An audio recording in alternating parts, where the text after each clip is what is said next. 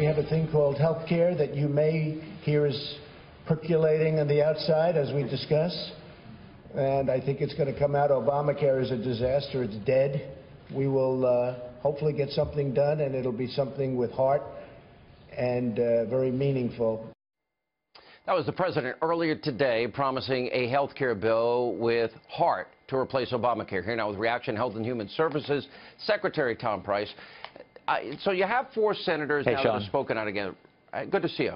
Rand Paul, Ted Cruz, Mike Lee, and Senator Ron Johnson of Wisconsin. Their biggest complaint is this a new entitlement, especially as it relates to the expansion of Medicare?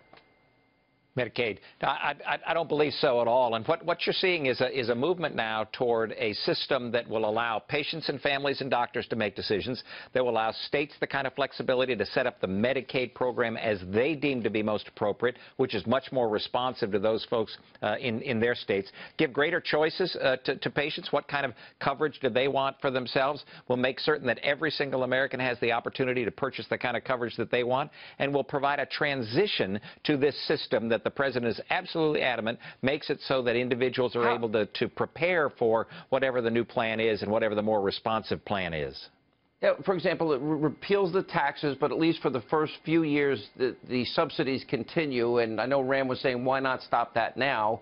And it would go on in perpetuity, although the states would be paying a larger percentage. It repeals Obamacare taxes, ends funding for abortion, repeals the mandate, individual and employer mandate. So those are all good things, in my opinion. Oh, absolutely. It's such a good move in the right direction. Will you be able to have the flexibility? And is it everything that everybody wants? Absolutely not. But we've got 52 senators, and we're working to try to make certain that it is able to pass the Senate and then have the House support it. But what it does is move us in such a better direction than where we are right now. Remember where we are. We've got over a third of the counties in this nation who aren't going to have any choices for the purchase on the exchange next year. There's no choice. It has to be done. This has to be accomplished. It has to be done. We've got prices going up. We've got deductibles going up, premiums going up. We've got people who have an insurance card, but they don't have any care because they can't afford the deductible. So where we are right now is in a terrible place in the individual and small group market. That's what we're trying to fix. Last question. Now, will this allow for the health care cooperatives like my friend Dr. Umber in Wichita, Kansas? I think you know him. Will this allow for health savings accounts? And do you have discretion now and power to even make this bill better? As the president suggested, you would be able to make a lot of moves unilaterally based on what the law says. This is incredibly important because the bill isn't the only plan.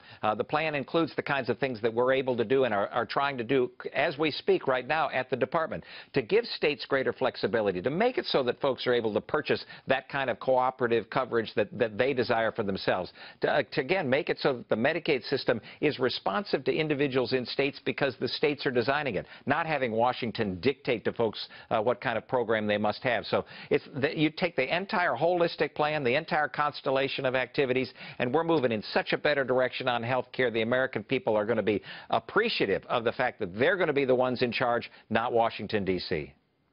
All right. Health and Human Services Secretary Price, we'll look forward to making that better and appreciate you being with us. Thanks, Sean, so much.